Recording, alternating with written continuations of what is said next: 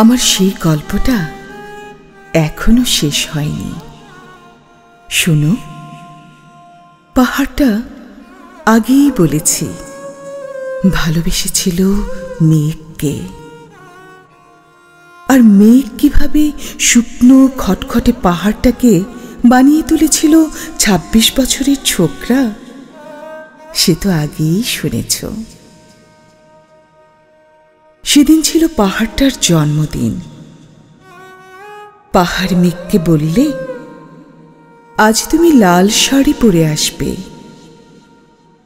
মেঘ পাহাড়কে বললে, আজ তোমাকে স্নান করিয়ে দেব চন্দন জলে।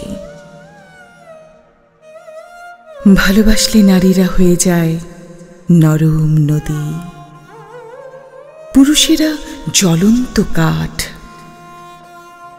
সেইভাবেই মেঘ ছিল পাহাড়ের আলিঙ্গনের আগুনে, পাহাড় ছিল মেঘের ঢেউ জলে।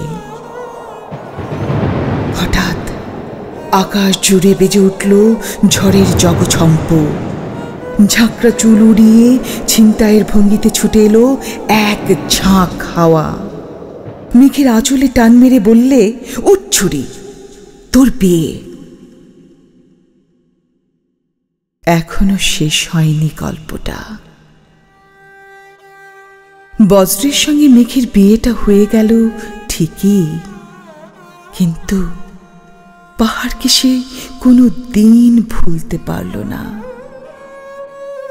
বিশ্বাস না হয়তো চিরে দেখতে পারো পাহাড়টার হাড় পাঁজর, ভেতরে থই থই করছে শত ঝর্ণার জল।